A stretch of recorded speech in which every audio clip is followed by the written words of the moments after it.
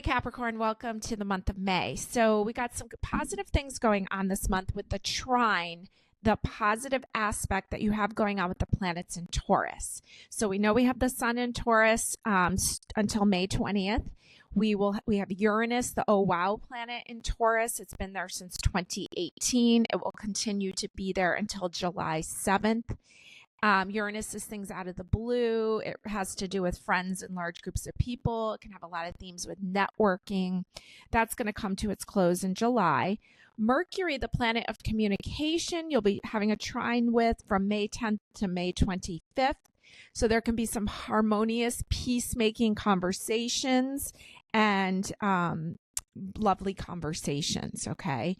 Now you have, let's see, well, Mars was hanging out in Cancer for a long time, and that finally ended. So I think that's going to lighten things up for you because Mars, the planet of action, had been hanging out in the watery sign of Cancer for almost 6 months. It doesn't usually spend that long in a sign, but because of the retrogrades that were going on. So you had Mars across from you for almost 6 months.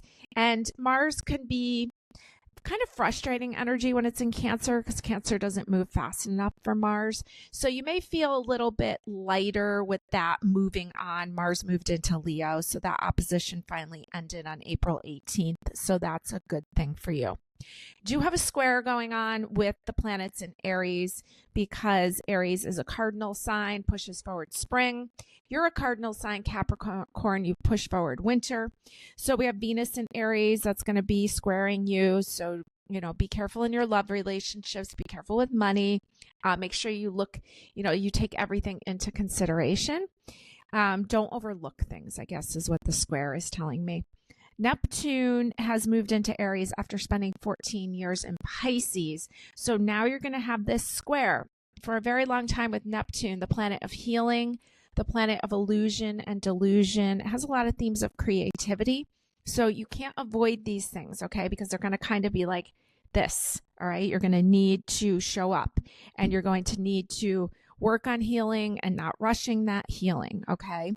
Now, Saturn has been in the sign of Aries for the last 2.5 years, and it's just about ready to move. I'm sorry, Saturn's been in the sign of Pisces for the past 2.5 years, and it's just about ready to move into Aries. So on May 24th, it will move into Aries, and then you will have a square with your own ruling planet because Saturn rules you, Capricorn. So you're going to not be able to neglect responsibility, especially responsibility in relationships and in healing and in creativity. Those things are not going to be overlooked. And this is going to be a period. This can be a great period to show you what's working and what's not working. After coming down, you're just coming out of Pluto, coming out of your sign for the past 16 years. So that lightens things up for you. But now you're going to have this square. So it's like, don't forget your responsibilities and almost like don't forget who you are because it's your own ruling planet. Okay. I actually wrote down, this feels like an audit after all that Pluto stuff. So it's almost like, did you learn your lessons? What needs to be taken care of? What responsibilities need to be dealt with? Now, Capricorn, the moon will be in your sign on Thursday, the 15th at 3:58 p.m. and it'll stay there through Sunday, the 18th at 1:29 a.m. So you'll probably be feeling more like yourself when the moon is in the sign of Capricorn. Okay. So that's your little overview of the month. I pulled a few cards just to get a feel for what you need to know. I looked at these in advance, and your first card that came out is the Ace of Pentacles.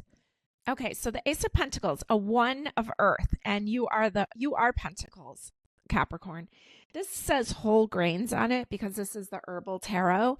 So I feel like you're going to get grounded. I feel like whole grains, like brown rice and any of the whole grains, not so much white rice or the polished grains, more the whole. Okay. Those are going to really help keep you grounded and clear, and they're good quality carbohydrates. And so we see Ace of Pentacles here, kind of like, leading you forward on your path. I think one of those is amaranth. Amaranth, am I pronouncing that right? But yeah, so try a variety of grains this month. And the Ace of Pentacles is something new showing up, something of value. So nice to see. I always like to see aces. Okay. Fresh energy feels very lucky energy also. The Queen of Swords comes out here, and she is an air queen, and she is the queen of big business. And Capricorn, I know you love being the boss, and I know you love you rule career in astrology. You're the 10th house. You're the house of the legacy and your reputation and your long-term success. So the Queen of Swords is showing up, and she looks beautiful, and she's clear, and she's ready, and she will make whatever cuts needs to be made, and she takes care of business. Now you get lucked out with another queen here, and this is you. This is the Queen of Pentacles. Keeping in mind that the cards are non-gender, okay? A queen receives. This queen is the queen of the hearth and the home. And so here you go. Pretty lucky here, Capricorn. An ace and two queens. Beautiful energy, and a lot about power, and a little bit of feminine energy here, tending to what's important, maybe tending to the home. And, with all that trine and with Taurus planets, I mean, Taurus loves designing. A lot of interior designers have a lot of Taurus energy or Venus energy in their chart, either Taurus or Libra.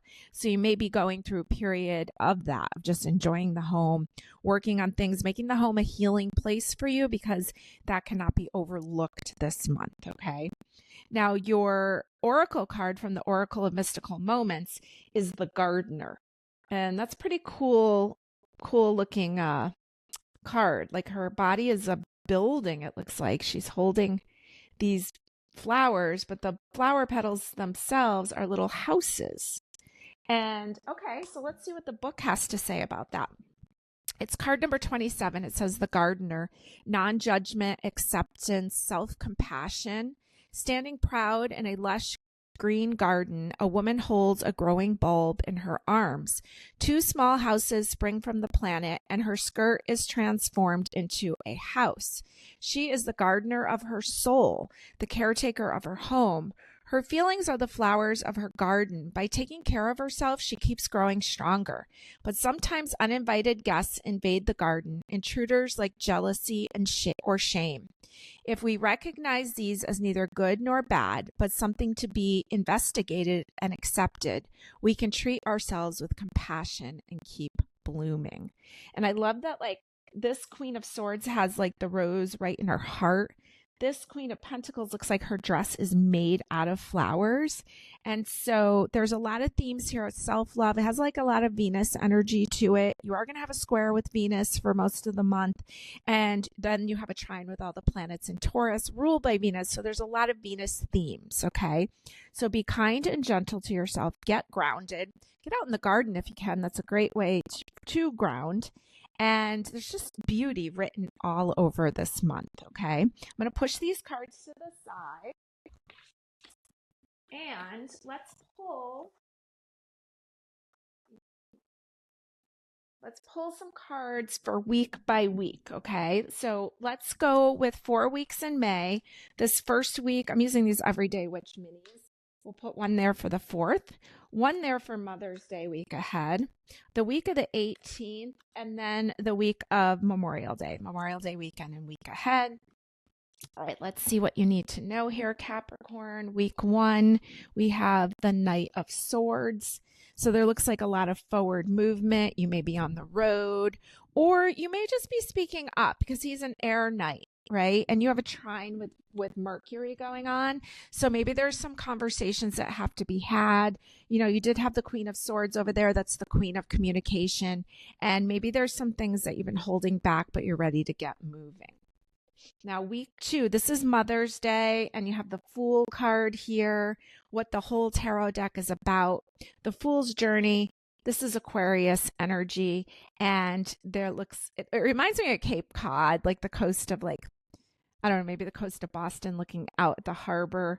And there is joyful energy here. There's kind of risk-taking energy here. There's fun energy here. Don't forget Mom. Okay, even if Mom's on the other side, don't forget Mom. She's how you got on this fool's journey in the first place. The 18th of the month, week ahead, you have the King of Wands. So we have a traveler king, a passion king, and he's pointing at that map as to where he wants to go. These cards have a lot of travel vibes. The last week of the month, Memorial Day week, you have the Two of Swords. And so this is a relationship number 2. Swords is the mind, it's thought. Looks like she's right on point. So you may be, you're kind of almost like right on point with yourself, your inner, the messages coming into you. And also it's a 2, so it's a relationship number. So it's always nice to see those. Okay. So your month looks really lovely to me. Let's use some dice and let's use some charms and see what else we need to know here for you, Capricorn. Let's roll these Astro dice. So let's see what we've got going on here. We've got Neptune in the sign of Gemini in the 2nd house.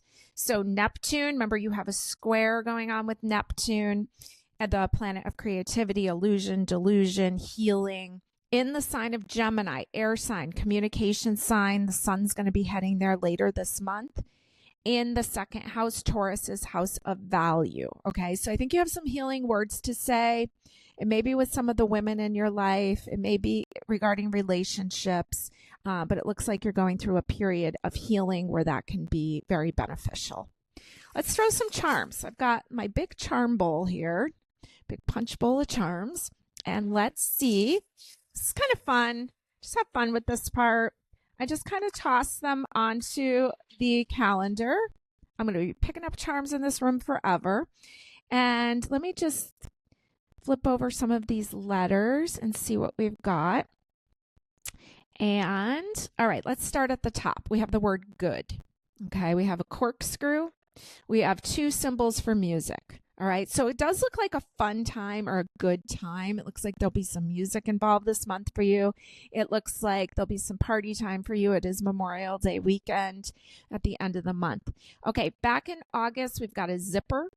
We've got the word Virgo, and we've got a little, I think that might be Mary, Mother Mary in this heart. Okay, so maybe have some Virgo people in your life right there at the end of April, or maybe you're just getting things in order, and Virgo loves to get things in order. Over here, between the 2nd and 3rd of the month, you've got this nice heart. Now on the 6th, you have a little house, and on the 7th, another symbol for Mary. Over here on the 9th, you've got a cute little turtle. Okay, now on Mother's Day, the tree of life landed there on top of the Fool. So I'm just getting nature vibes from that. Just get out and about. Now, the 14th, you got a mermaid. The 15th is the most chock full day here. You got the sun. Got this little bobby pin that has like an amethyst on the top of it. Almost feels like a wand. You got a guitar.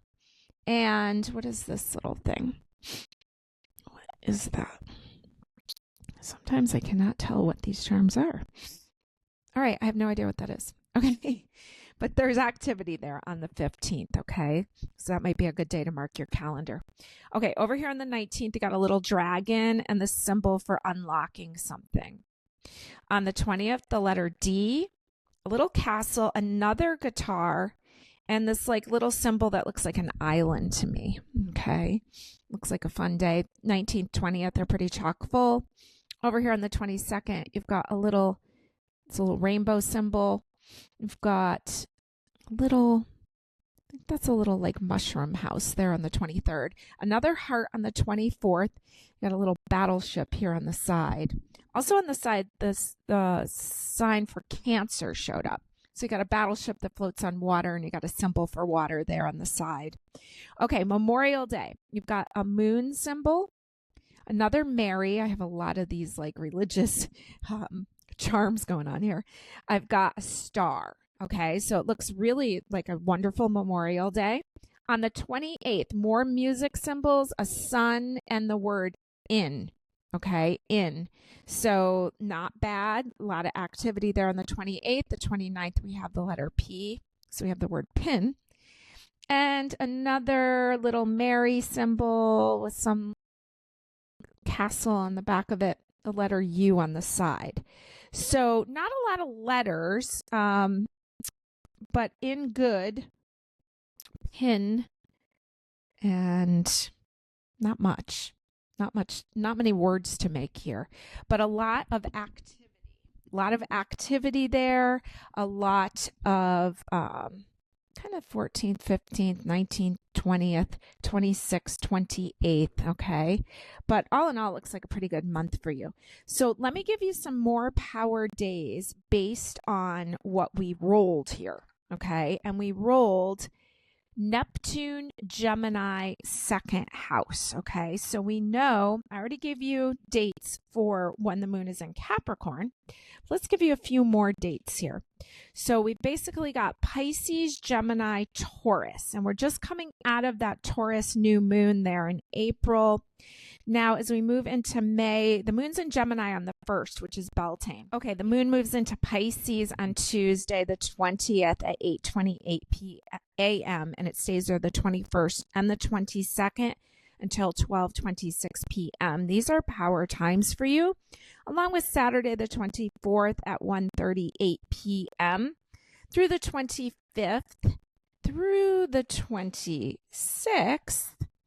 And then the moon moves into Gemini. We have the Gemini new moon there on the 26th at 11:02 p.m. So that's going to be a power time for you. You go into the 27th and the 28th until 1:33 p.m.